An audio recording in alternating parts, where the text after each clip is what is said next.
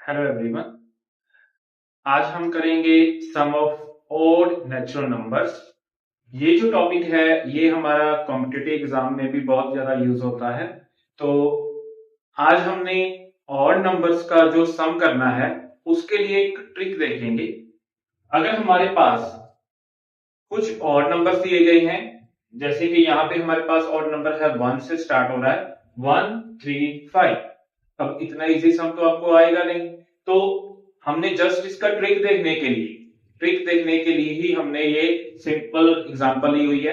अगर हम इसको ऐड करेंगे तो हमारे पास ऐड करने के बाद आएगा 1 और 3 4, 4 और 5 9 आंसर आ जाएगा इसका। अगर हमारे पास नेक्स्ट देखें तो नेक्स्ट हमारे पास क्या है, 1 प्लस 3 प्लस 5 प्लस 7 प्लस 9। तो हमारे पास यहाँ पे इनको ऐड करने के लिए 1 और 3 4, 4 और 5 9, 9 और 7 16, 16 और 9 25। तो अगर हम इनको थोड़ा सा लॉजिकली देखें, लॉजिकली देखने का मतलब क्या है, अभी हम इनको ऑब्जर्व करें इनके सम को। अगर हमारे पास यहाँ पे 3 नंबर्स हैं, अगर हमारे पास यहाँ पे 3 नंबर्स हैं तो यहाँ पे 9 आ रहा है।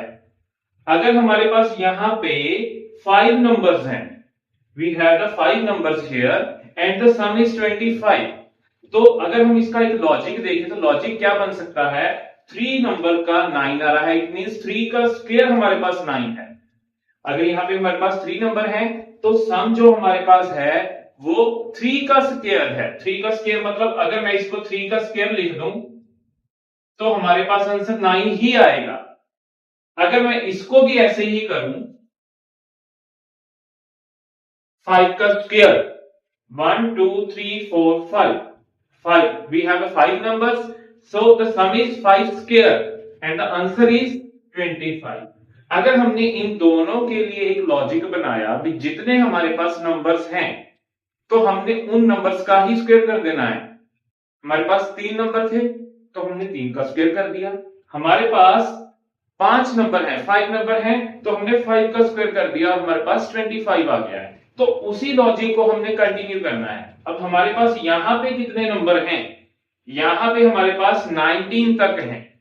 अगर हमारे पास यहाँ पे 19 तक हैं तो कितने नंबर हुए, उसके लिए भी हमारे पास लॉजिक है। 19 में आप 1 को प्लस कर दो 20, अब 20 का हमने हाफ कर देना है, 20 का हाफ हो जाएगा 10। इसका मतलब हमारे पास यहाँ पे 10 नंबर्स हैं। आप काउंट करके भी देख सकते हैं 1 3 5 7 अप टू 19 और नंबर्स को अगर हम काउंट करेंगे तो हमारे पास ये 10 नंबर ही आएंगे।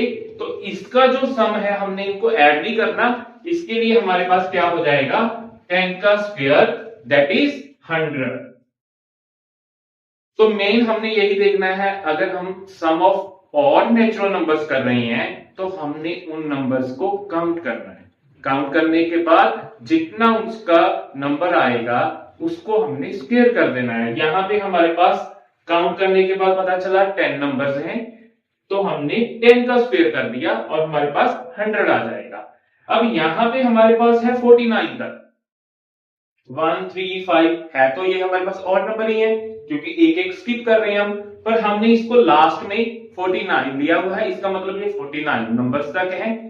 अगर हम इन 49 नंबर, तो हमारे पास 49 नंबर तक क्या हो जाएगा, कितने नंबर हो जाएंगे, 49 में 1 को प्लस कर दो 50, देन उसका हाफ कर दो 25। तो ये हमारे पास 25 नंबर होंगे और इसका सम क्या होगा, 25 का स्क्वायर, और 25 का स्क्वायर क्या बन जाएगा हमारे पास, 625।